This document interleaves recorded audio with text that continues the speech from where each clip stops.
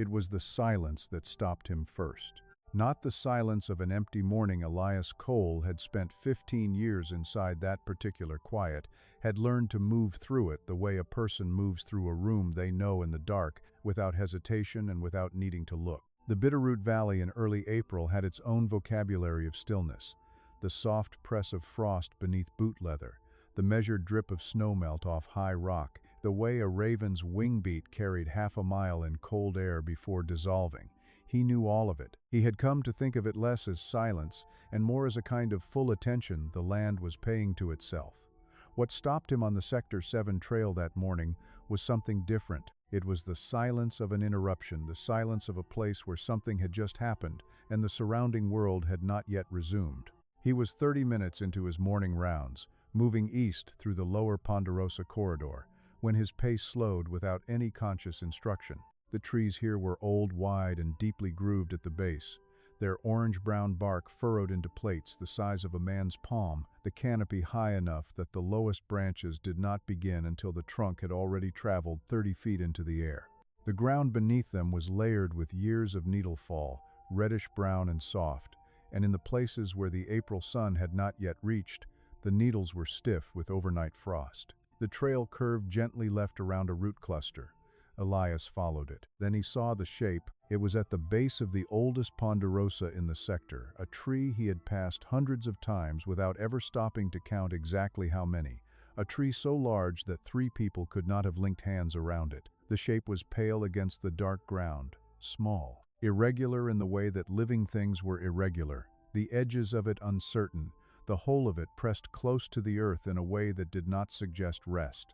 He stopped walking. He did not call out or reach for his radio. He stood very still and simply looked, the way the valley had taught him to look before doing anything else.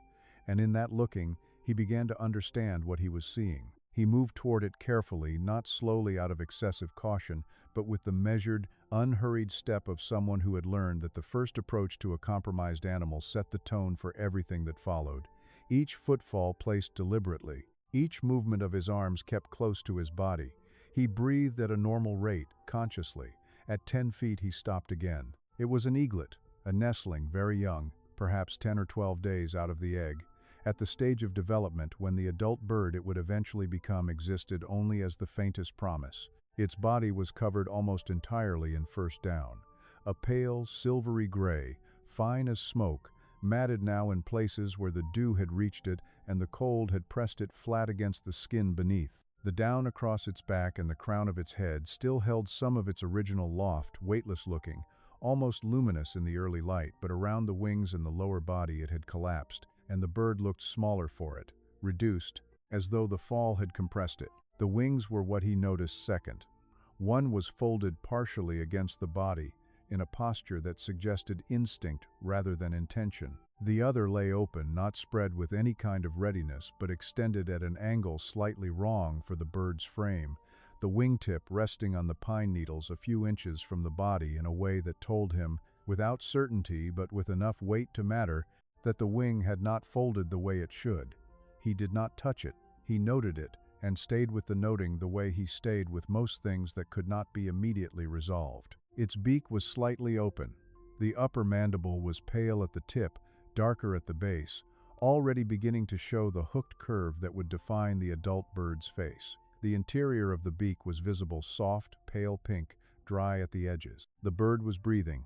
Each breath was shallow and rapid, the movement of the chest small but present, a fact he returned to several times in the next few minutes, as though needing to confirm it repeatedly before he could think about what came next. Its eyes were open. One was fixed on him, dark and still, without the depth that adult raptor eyes carried, without the intelligence that would come later, but present, registering. There was no aggression in it and no appeal. There was only the look of a very young creature that had arrived in a world it had not been ready to enter, looking at the first large thing that had come close enough to see clearly. Elias crouched. He brought himself down slowly, folding at the knees until he was near the level of the bird, and he stayed there. He did not reach out his hand. He did not attempt to cover it or reposition it or address the wing. He simply lowered the angle between himself and the eaglet and let the bird look at him from something closer to eye level, which he had found, over years of encounters like this one, was the most honest thing a person could offer in the first moments, presence without agenda. The eaglet's feet moved. The talons, already disproportionately large for such a small body, the feet of the bird it was becoming, outsized and not yet fully coordinated, scraped slowly against the pine needle surface. Then one talon found the edge of a root that lay exposed just beside the bird's body and curled around it. The grip was loose and reflexive, the kind of grip that does not come from decision, but it held. The eaglet's foot stayed there, curved around that root, holding the small fact of the ground beneath it. He looked up. 60 feet above, the nest sat in the high fork of the ponderosa, visible from directly below as a wide, dark platform against the pale sky. Branches and bark and dry grass, layered over 3 seasons of construction, into something that was more architectural than accidental. He had been monitoring this nest since the pair first selected it, had logged the eggs in late February, had confirmed the hatch 11 days ago through binoculars from the trail's edge. He had seen both adults that morning, 2 miles back toward the trailhead, the female high in a thermal to the east, and the male crossing low over the creek corridor to the north. Neither was visible now. The sky above the nest was open and empty and very blue. He reached for the radio at his shoulder slowly, keeping his movements within a narrow range, close to his body and without sudden extension. Headquarters, this is Cole, Sector 7, Lower Ponderosa Trail. Hold my rounds, I need a raptor specialist contact. The reply came within a few seconds, a voice from the station confirming and asking him to stand by. He confirmed and lowered the radio to the ground beside him without clipping it back to his shoulder, then returned his full attention to the eaglet. The morning continued around them, the distant call of a Clark's nutcracker, the soft movement of wind through the upper canopy, the thin trickle of meltwater somewhere beyond the tree line, and Elias Cole stayed where he was, crouched at the base of the oldest tree in his sector, close enough to see the eaglet breathe and far enough not to add to its distress, offering the only thing the situation allowed him to offer right now. "Easy, I've got you," he said at once, quietly, more reflex than intention, the kind of thing a person said, not because an animal could parse the words, but because silence had a weight that sometimes needed breaking, and a soft voice was less disruptive than none at all. Then he went quiet again. The eaglet's eye remained fixed on him for a long moment. Then its gaze shifted, moved past him to the canopy above, traveled the height of the tree in a slow, uncertain arc, and settled nowhere in particular. Its chest continued its shallow, rapid work. Its talons stayed curled around the root. He did not move. He would wait as long as waiting was what the bird needed. And he understood in the particular, unhurried way that 15 years in this valley had shaped his understanding that right now, waiting was everything. The specialist arrived without ceremony. Dr. Miriam Voss covered the last stretch of trail on foot after leaving her truck at the sector access point, moving at a pace that was neither urgent nor casual, but somewhere between the two, the pace of someone who had been called into difficult situations enough times to know that arriving breathless served no one. She was carrying a soft-sided field case in her left hand and a pair of thick leather handling gloves folded under her right arm, and when she came around the curve in the trail and saw Elias still crouched at the base of the ponderosa, she slowed without being asked. She read the scene the way field people read scenes, not as a series of individual details, but as a whole, taking in the bird, the man, the distance between them, the angle of the wing, the position of the talon, all of it at once, before she had taken 3 steps closer. She did not greet him first. She looked at the eaglet. 2 of her assistants followed a few paces behind, one carrying additional equipment and one with a documentation kit. They spread out quietly, naturally, without instruction, one moving to establish a shade cover over the bird, the other beginning the intake process with a camera and a field notebook. The shade structure went up in silence, a small rectangle of pale canvas, angled to block the climbing sun from the eaglet's exposed position. The bird registered the movement with a brief, twitching shift of its head, then went still again. Its talon remained around the root. Miriam crouched beside Elias. She observed for a long moment without speaking, her eyes moving across the eaglet's body with the particular quality of attention that came from years of knowing what to look for and where. She noted the wing. She noted the breathing rate. She pressed 2 fingers lightly to the ground near the bird, not touching it, simply measuring the temperature of the earth beneath it, the cold that had been accumulating in the soil since long before dawn. Then she looked up at the nest. From directly below, the nest was a dark mass against the morning sky, high and wide, the underside of it visible as a rough weave of branches and stripped bark. She looked at the trunk beneath it. She looked at the bark surface at the lower sections, the smoothing of it as the tree climbed, the absence of what a climber needed.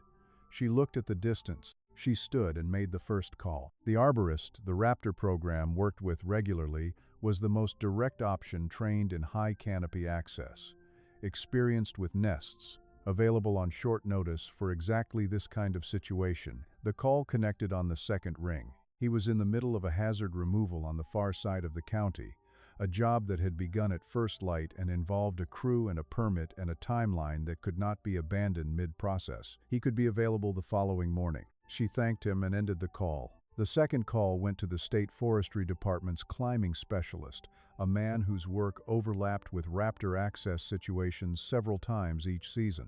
He was available. He was also 2.5 hours away by road, a fact that sat between Miriam and the eaglet's condition like a physical object present, unignorable, requiring to be measured against the question of how stable that condition actually was. She stood very still while she thought about that question. The eaglet's breathing was regular but shallow. The wing position was a concern that would remain a concern until it was assessed properly, which required handling, which required a plan. 2.5 hours was not impossible. 2.5 hours was also not comfortable. She made the third call to the county equipment coordinator, reaching him after 2 redirections. The nearest boom crane, rated for the height and reach required to access a nest at 60 feet, was not a piece of equipment that sat idle. It was in use through the afternoon on a scheduled infrastructure job and could not be released before mid-afternoon at the earliest, and deploying it to a narrow forest access track with the root structure and canopy enclosure present in this part of the sector required a site assessment that would take time she did not currently have to give it. She lowered the phone. The 3 calls had taken 11 minutes. In those 11 minutes, the morning had continued its own business around them, the valley warming incrementally, the frost line pulling back from the ground, the upper canopy beginning its slow daily translation of light into sound and movement. One of the assistants had completed initial documentation and was now monitoring the eaglet at a respectful distance, logging breath rate and posture at regular intervals. The bird had not attempted to move. Its eye remained open. Its talon had not released the root. Miriam walked back to the base of the tree and stood there, looking up. She did this for a long time. Long enough that the posture of it communicated something, not defeat, but the particular quality of thought that needed a fixed point to work against, a problem that required the vertical scale of the thing itself in order to be held properly in the mind. The trunk of the ponderosa at its base was nearly 5 feet across, the bark at the lower sections deep and plated, the kind of surface that offered grip and purchase. But above 15 feet, the character of the bark changed. It became smoother, more regular, the furrowing giving way to a surface that a person's hands could register but not rely on. The branch stubs that remained from lower limbs shed in earlier decades were there, flush with the trunk, offering surfaces no wider than a boot. The lowest living branch was at 30 feet. The nest was at 60. There was nothing in the standard protocol toolkit that addressed 60 feet of near-smooth ponderosa pine without established anchor infrastructure or aerial equipment. She knew this. She had been turning it over since she looked at the trunk the first time, and the turning had not produced anything new. She became aware that Elias had not said very much since she arrived. He had answered her questions about the hatch date, about the adult pair's last sighting, about how long the bird had been on the ground before he called, and he had answered them accurately and without elaboration, which was his way. But beyond that, he had been quiet, and she had noticed, in the way that people who worked closely with others notice things, that his quiet in the last several minutes had a different quality to it. He was not simply waiting. He was looking at the tree, not the way she was looking at it, not with the assessment of someone cataloging what was absent. He was looking at it the way a person looked at something they were measuring against something internal, something they had not yet decided whether to put into the conversation. She turned to him. "Is there something you want to tell me?" He didn't answer immediately. He looked at the nest for another moment, then at the bark surface of the trunk, then at her.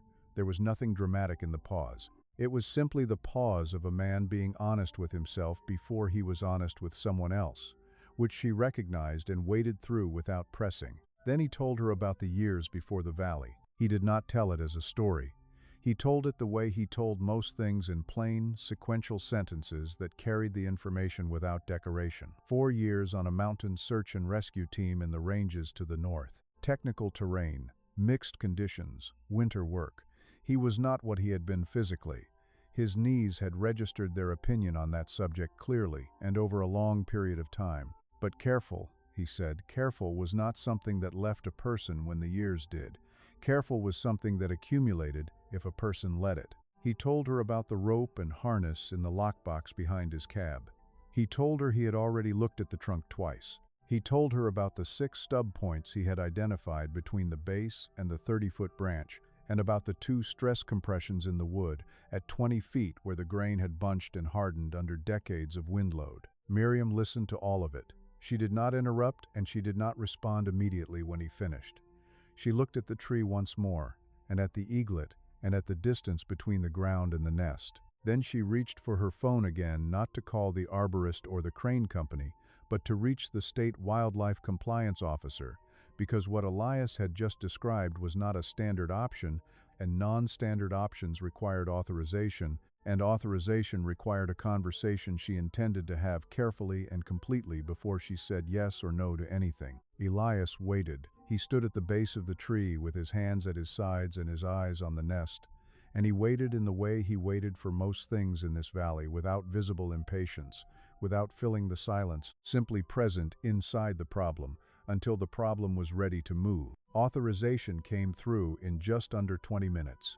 Miriam had walked the compliance officer through the situation methodically: the species, the nest height, the inaccessibility, the nestling's condition, the time constraints, the exhausted list of standard options. She had described Elias's background without embellishment and without advocacy, simply presenting the facts of it in the same even register she used for everything else. The officer had asked 4 questions. She had answered all 4. There had been a pause on the line, not long. And then the conditions of authorization had been read to her one by one, and she had written them in her field notebook in a column of neat, unhurried letters, while Elias stood a few feet away, looking at the bark of the ponderosa. She read the conditions back to him: controlled approach, continuous verbal contact with the ground team during the ascent, the nestling to be transferred only inside the insulated pouch, not held openly, no free climbing above the first established anchor point. She asked him to repeat them. He did, in order, without pausing between them. Then he went to his truck. The rope was coiled in the lockbox behind the cab, a half-inch dynamic line, 12 years old, and maintained with the consistency of someone who had never fully stopped being the kind of person who checked such things. He pulled it out and ran a length of it through his hands before rigging anything, feeling the sheath for wear and the core for any suggestion of compression or soft spots. It was sound. The harness came out next, a full-body climbing harness, old enough to show the particular fading that nylon developed after years of ultraviolet exposure, but fitted and functional. He worked through the buckles slowly, checking each one twice before moving to the next, not because he was nervous, but because checking things twice was not a habit he had let go of when the rescue work ended, and he saw no reason to start now. Miriam's assistants helped him set the initial line. They used a throw bag, a small weighted sack attached to a long throw cord, to get a working line over the lowest branch at 30 feet. The first throw was short. The second drifted left and caught in a cluster of needles near the trunk. The third cleared cleanly, the bag arcing over the branch and falling back on the far side, and they worked the cord through until the climbing rope was rigged and the anchor established. Nobody commented on the first 2 throws. Nobody counted them. The insulated transfer pouch was prepared by Miriam herself. It was a small, fleece-lined case, zippered and ventilated, designed for exactly this kind of situation. She attached it to a thin secondary line that could be hauled up to Elias once he reached the 30-foot branch, so that the nestling would not be carried on his body during the technical portion of the ascent. She checked the attachment point twice, pulled the line taut, and coiled the slack neatly at the base of the tree. Elias stood at the trunk and looked up once before he started. The lower bark received him reasonably. The deep plates of old-growth ponderosa offered edges and surfaces that his hands could work with, not ideal, not the kind of holds a person would have chosen, but present and usable, and he moved through the first 15 feet with the methodical deliberateness of someone who had made a decision about pace before the climb began and was holding to it regardless of how the bark felt or how the distance above looked when he made the mistake of registering it. He did not make that mistake often. He had learned in the rescue years that the useful direction was always the next hold, never the total distance remaining. At 18 feet, the bark changed. It became smoother under his hands, the deep furrowing giving way to a surface that offered less purchase with every foot of altitude gained. He had identified 2 stress compressions from the ground, places where the grain of the wood had bunched and hardened under decades of wind load, creating surfaces slightly rougher than the surrounding bark. He found the first one at 20 feet. It was smaller than it had looked from the ground, as things often were when you arrived at them, but it held. He weighted it carefully, transferred his left foot to a stub point 6 inches below and to the right, and moved upward. At 23 feet, his right boot slipped. It was a single, contained failure. His hands were already placed and held without difficulty, and the downward movement was no more than 2 inches before it stopped, but the 2 inches were enough to register in his arms and in the part of his chest that dealt with the assessment of risk, and he stopped climbing. He pressed the full surface of his forearms against the bark and waited. Below him, Miriam's team had gone quiet. He heard one of them shift weight on the pine needles. He heard the thin, high movement of wind beginning in the upper canopy, still far above. He waited until his breathing had returned to the rate he had set for himself at the base of the trunk, and then he continued. The 30-foot branch was a significant rest. He hooked his arm over it and let his legs hang free for 90 seconds, his forehead against the wood, his hands recovering. From here, he hauled up the secondary line until the transfer pouch arrived at his level, and he clipped it to his harness, where he could access it with one hand. He looked down, once Miriam and both assistants visible below, faces tilted up, the pale canvas of the shade structure still covering the eaglet's position at the base of the tree. He looked up 30 more feet, the nest's underside not yet visible, the branch structure of the ponderosa's upper crown beginning to differentiate from the uniform dark above. He moved on. The wind at 40 feet was something he had not fully accounted for. Not a strong wind, nothing that should have mattered, but at that height, on a trunk with diminishing purchase, even a light and intermittent wind introduced a lateral variable that had to be absorbed by the body rather than the holds. And absorbing it cost something. He moved more slowly through the upper section, spending longer on each placement, letting the trunk's slow flex register in his own body before he committed weight to anything. The smell of pine resin became very strong at this height, warmer, sharper than at the ground, the sun having reached the upper bark for hours already. It was the smell of the tree's interior life, close enough to recognize, and he focused on it in the way that climbers focused on irrelevant sensory details, when the relevant details required too much attention to allow for anything else. At 55 feet, the nest entered his field of vision. He smelled it before he fully saw it, a layered, warm, organic smell that was nothing like the resin, something denser and more animal, the accumulated evidence of weeks of occupation and feeding. The rim appeared above the edge of his vision as a dark, ragged line against the sky, and he pulled himself toward it with the last of the morning's effort, until his eyes cleared the edge and he could see inside. One eaglet sat in the far corner of the nest, larger than its sibling on the ground, its down thicker and more intact, its dark eyes fixing on Elias with an alertness that had no fear in it yet, and no recognition, simply the full, unfiltered attention of a creature for whom every input was still new. Elias steadied himself with one forearm over the rim and reached for the transfer pouch with his free hand. He opened it slowly. The nestling inside was warm against his fingers, its heartbeat present and rapid, its body lighter than he had prepared himself for. He cupped it with both hands, not gripping, simply surrounding and lifted it over the rim. "There you go," he said, barely above a breath. He set it into the nest with the care of someone returning something that had never been meant to leave. For a moment, neither bird moved. Then the larger eaglet shifted. It did not retreat to the far edge of the nest or turn its back or spread its wings in the posture of a bird claiming space. It moved toward its sibling, closing the few inches between them until their bodies were in contact, and then it was still. Elias held the rim of the nest and looked at both of them for a moment that had no particular length because he was not measuring it. Then he began to descend. The descent took longer than the climb. It almost always did.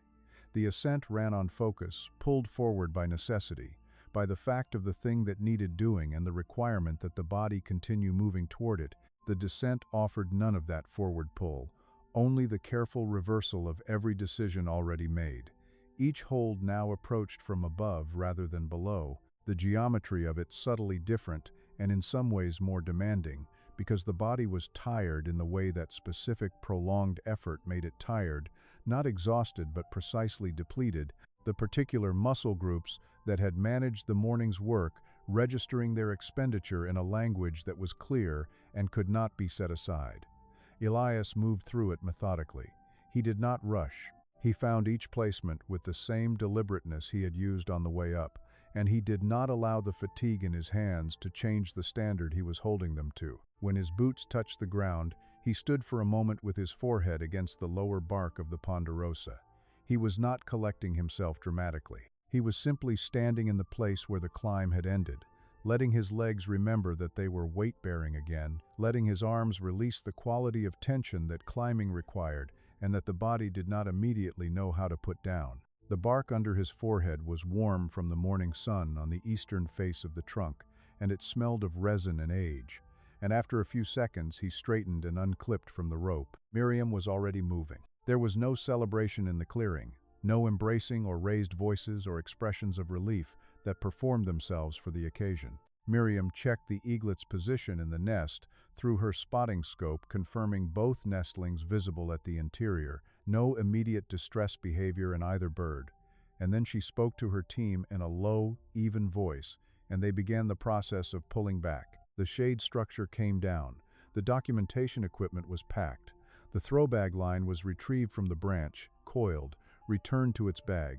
Every action was quiet and without haste, the particular efficiency of people who understood that the most important part of what they were doing was the leaving of it. They walked back 300 meters through the lower Ponderosa corridor, single file, the footfall of 4 people on pine needles the only sound in the trail. Miriam had chosen 300 meters based on sightline far enough to remove human presence from the immediate vicinity of the nest tree, close enough to maintain visual contact with the upper canopy through the gaps in the forest. She set her spotting scope on its tripod at the meadow's edge, where the trees thinned and the sky opened, and she oriented it to the nest and made fine adjustments to the focus until the rim was visible, and then she stood back from it and waited.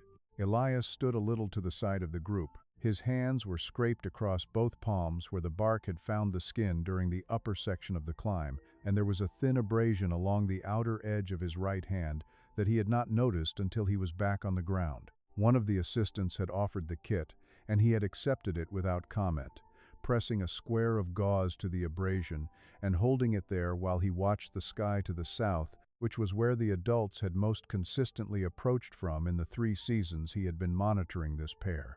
The sky to the south was clear and open, a deep mid-morning blue that the approaching clouds from the west had not yet reached.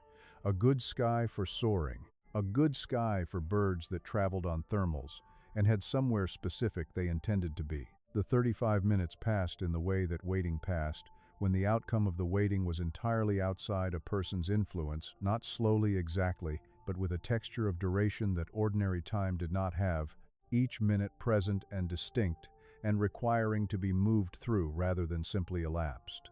The team was quiet. One assistant monitored the spotting scope in rotation with Miriam, calling out observations in a low voice at regular intervals. Nest rim undisturbed, no movement visible in the interior, no adults on approach.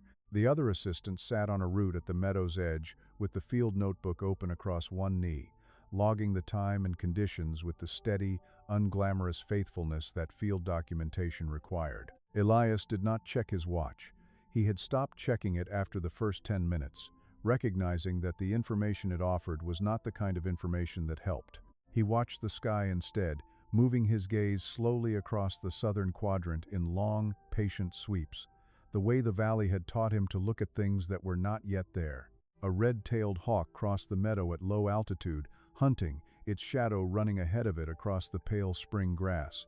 A pair of ravens traded calls somewhere in the timber to the north. The creek beyond the tree line ran steadily, its sound arriving at irregular intervals when the light wind came from that direction. And between those intervals, the meadow held a silence that was not empty but occupied, filled with the subtle presence of a morning that was waiting, in its own unhurried way, alongside them. It was Miriam who saw them first. She did not say anything immediately. She raised one hand, a small gesture, the kind that asked for quiet without demanding it, and then she lifted her binoculars with the other. Elias followed the line of her attention to the south and found them. Two shapes against the blue, high and moving on wide, flat wing beats, the unmistakable stroke of large birds in unhurried directional flight, not circling, not hunting, moving with the particular certainty of animals going somewhere they knew, covering distance without effort. The valley spread below them and the nest tree somewhere in it that they had been returning to for 3 seasons. The female was larger. She came in lower than the male, descending in a long, gradual arc that resolved into a single wide bank over the crown of the ponderosa, her wings cupped and adjusting, reading the air above the nest with the precision of an animal for whom this landing had become a kind of memory held in the body rather than the mind. She dropped to the rim without hesitation, her wings folding in the swift, complete motion of a bird arriving rather than landing, and she looked down into the nest. The spotting scope was trained on the nest rim. Miriam's assistant had her eye to it. Nobody spoke. The female stepped into the nest. She moved with the settled, weight-bearing deliberateness of a bird returning to a space that was hers, her body lowering over the interior in the slow, ancient posture of brooding wide, low, covering, the posture that said warmth and return, and continuation in a language that predated language. Her wings stayed folded. She became still. The male arrived at the branch just above the rim 30 seconds later, landing and calling once a short, high note, thin and carrying, nothing like the sound people expected from a bird of his size, something quieter and more private than that, and then dropped to the nest's edge and stood there beside his mate. One of the assistants made a sound. It was not a word. It was the sound that a person made when something they had hoped for very carefully, without letting the hope become too large to survive disappointment, had just happened. A short, compressed exhalation, barely audible, and then silence. Elias lowered his binoculars. He looked at the tree for a long moment without the glass, just his eyes and the distance and the shape of the old ponderosa against a sky that had not changed and did not know what had just occurred and was the better for it, probably that kind of sky. They stayed, he said. It came out quietly, without shape or destination, not directed at Miriam or the assistants or anyone present. It was the kind of thing a person said when the alternative was silence, and silence was not quite sufficient, and no other words were available yet, and perhaps none were needed. Above the nest, the male stood on the rim with his white head turned toward the south, and the open valley and the long unbroken distance the two of them had just crossed to be here. The female did not move. Beneath her, in the interior of the nest that had held them since February, 2 gray-downed eaglets pressed together in the warmth that had returned to them. The meadow grass moved in a light current of air. The creek ran on beyond the tree line. The morning held what it held, and the people at its edge stood quietly inside it, carrying something they had not arrived with and would not set down for a long time. 3 weeks is not a long time in most measures, but in the life of a young raptor, it is the distance between one world and another. Elias came back on a Tuesday evening, after his rounds were done and the light had begun its slow westward lean across the valley. He had not planned the visit in any formal sense. It was not on his monitoring schedule, which would not bring him back to the Sector 7 nest for another 10 days. He had simply found himself, at the end of his route, walking the lower Ponderosa corridor instead of returning to the trailhead, moving in the direction of the oldest tree in his sector with the unhurried purposefulness of someone following an inclination they had decided not to question. He carried nothing with him. No clipboard, no radio, no field kit. His hands were in his jacket pockets, and his pace was the pace of a man who had finished the work portion of the day and had not yet begun anything else. He smelled the nest before he saw the birds. That was new. 3 weeks ago, the nest had been something he looked up at from the ground and assessed at a distance, a dark mass 60 feet above him that he knew by its dimensions and its contents, rather than by any quality of direct sensory presence. Now the warm, layered animal smell of it had become strong enough to reach the ground on still evenings, which told him things about the volume of food being brought in and the rate of growth happening inside the structure, things he could have derived from data but did not need to, because the evidence was simply in the air. He stopped at the base of the tree and looked up. Both eaglets were at the rim. They were not the birds he had last handled 3 weeks before. The transformation that young eagles underwent in the weeks following hatch was one of the more dramatic processes in avian development, a conversion of caloric input into structural growth so rapid that it registered visibly across the span of days, and 3 weeks had taken these two birds from small, pale, down-covered nestlings into something that was unmistakably on the near side of flight. Their bodies were large now, filling a significant portion of the nest's interior, pressing against one another not for warmth, but simply because the available space was becoming proportional to what they were becoming. The first-year plumage had replaced nearly all of the natal down, the dark brown of it covering the wings and back and flanks in overlapping layers that had the density and sheen of feathers that were structurally complete. The flight feathers along the trailing edge of each wing were long and straight and clearly visible even from 60 feet below. They were standing at the rim the way young eagles stood when the rim had become the most important place in their world, not perching passively but actively occupying it, their weight forward, their attention directed outward into the air rather than inward toward the nest. One of them extended its left wing as Elias watched. The extension was full and unhesitating, the wing opening to its complete span in a single smooth motion, and the evening air caught it immediately. He could see the subtle response in the bird's body, the small postural adjustments it made as the air moved across the surface of the flight feathers and introduced forces the bird was, in this moment, learning to read. It held the extension for several seconds. Then the wing folded back, and the bird settled and stood and was still. Elias sat down at the base of the tree. He sat with his back against the bark he had climbed, in the place where 3 weeks ago a very small bird had lain in the pine needles, with a talon curled around a root, and he looked up through the gap in the canopy at the nest and the two birds at its edge and the deepening blue of the evening sky above them. He did not take notes. He did not reach for his phone to document the wing-spreading behavior, though it was exactly the kind of observable developmental milestone that his monitoring logs were designed to record. He simply sat, in the way that a person sat when they were somewhere they had earned the right to be quietly, without agenda or output. He thought about what staying meant.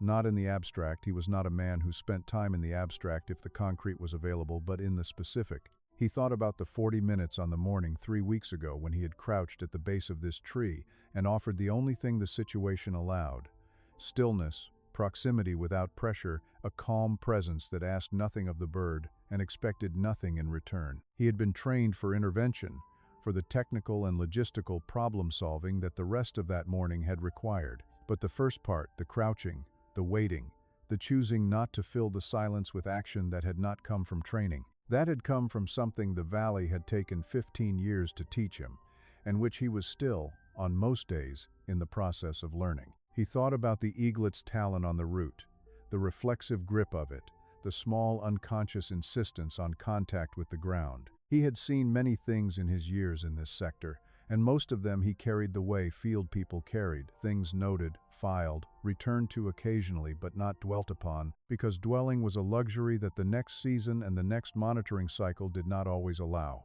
This he thought he would carry differently, not because it was more dramatic than other things he had witnessed, but because it wasn't, because it was simply small and real, and had happened in the particular way that true things happened, without announcement, without preparation, without any indication that it was going to matter as much as it did. The second eaglet extended both wings simultaneously.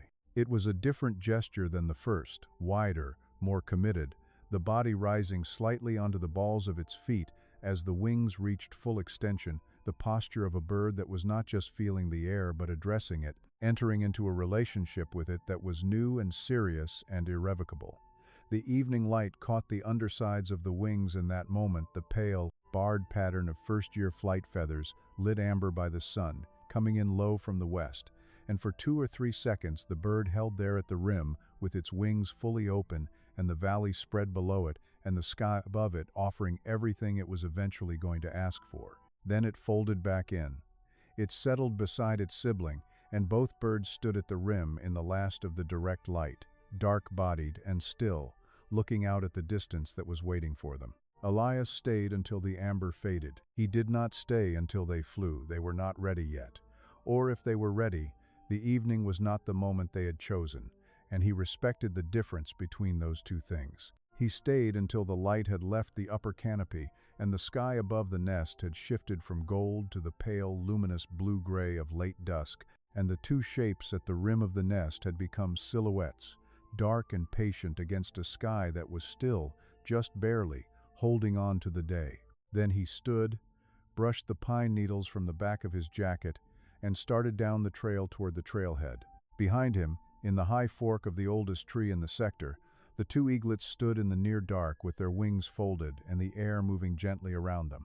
Somewhere below, the creek ran on through the tree line, unhurried, carrying the melt of a season that was almost finished down toward the valley floor, and the sound of it followed Elias a long way through the darkening forest before it finally fell behind, and there was only the quiet and the trail and the evening that the valley had given him to carry home.